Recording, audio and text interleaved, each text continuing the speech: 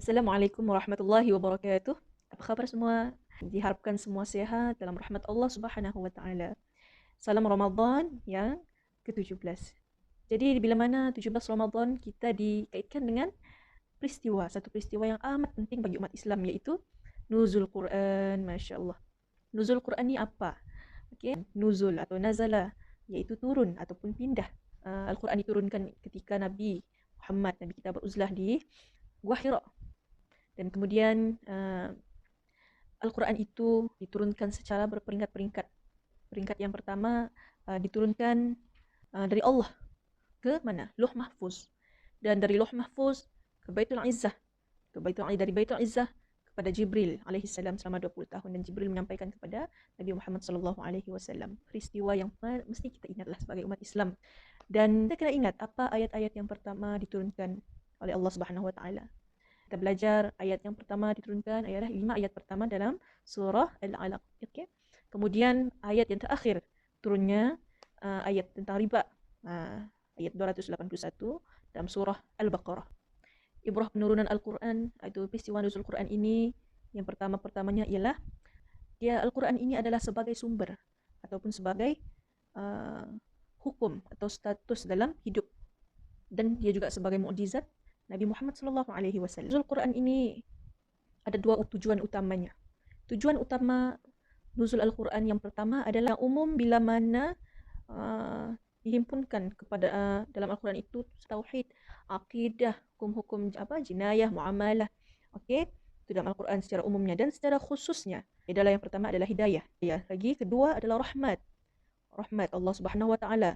Ketiga adalah syifa, penawar. Okey, penawar. Seterusnya adalah Furqan. Furqan yakni menerangkan tentang hak dan batil. Okey, dan kemudian nur. Nur ni apa? Nur ni adalah cahaya. Cahaya yang menerangi kita semua sebagai umat manusia. Jadi itulah tujuan yang perlu kita ingat, tujuan Al-Quran itu diturunkan. Al-Quran ini diturunkan bukan saja untuk dibaca, tetapi untuk kita memahami, menginsafi dan tadabbur Al-Quran. Kita kena faham makna ayat Al-Quran tersebut. Dan kita perlu ingat, okay, Al-Quran itu diturunkan lebih kurang 6,000 ayat, Masya Allah. Dan secara peringkat lah. Dan dalam satu Al-Quran itu mengandungi 30 juzuk dan mengandungi 114 surah. Dan selainnya juga ibrah yang perlu kita ambil adalah bila Al-Quran ini diturunkan, kita dapat menghayati ajaran Al-Quran yang sebenarnya. Sebab supaya kita dapat beramal dengan isi-isinya. Kemudian Al-Quran ini juga diturunkan sebagai panduan kita hidup di dunia ini. Okay? Seterusnya pasti kita akan mendapat kebaikan. Kita akan dapat kebaikan melalui nuzul Al-Quran ini. Okay. Bagaimana hadis Nabi, kita ditinggalkan dengan dua perkara ini. Okay. Yang pertamanya adalah Al-Quran. Dan yang kedua adalah sunnah Nabi Muhammad SAW, tidak kira dari segi hadis ataupun perbuatan. Okay, itu kita ditinggalkan dengan dua perkara ini. Dan salah satunya Al-Quran, Masya Allah. Jadi tidak rugi kita beramal dengan Al-Quran. Seperti itulah tujuan hidup kita di dunia ini. Sebagai manusia, sebagai hamba Allah, kita kenalah mengikuti, mentaati perintah Allah, mengikuti sunnah Nabi. Bila nuzul Quran ini, kita bertambah cinta kita dengan Al-Quran. Kita mau tahu apa yang terkandung di dalam Al-Quran itu. Al-Quran juga adalah makanan rohani. Bukan makanan fizikal sahaja, tapi makanan rohani supaya kita kuat luar dan dalam. Okay. Kemudian Al-Quran ini kita hendaklah baca bukan sahaja dalam bulan Ramadan, tapi juga dalam bulan-bulan lainnya, insyaAllah. Al-Quran ini kita kenalah belajar, dan kalau kita mampu kita mengajarkannya kepada orang lain. Okay. Sebagai hadis Nabi yang kita selalu sebut, khairukum man ta'allama al-Qur'ana wa 'allamah.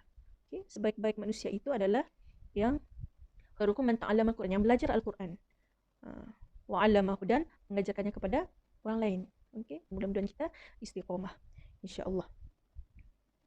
Jadi dalam musim PKP ni, coronavirus ni, banyaklah hikmahnya sebenarnya. Okey, kita menghadapi musibah yang mana kita tidak dapat datang ke masjid. Musibah ini sangat-sangat menginsafi kita.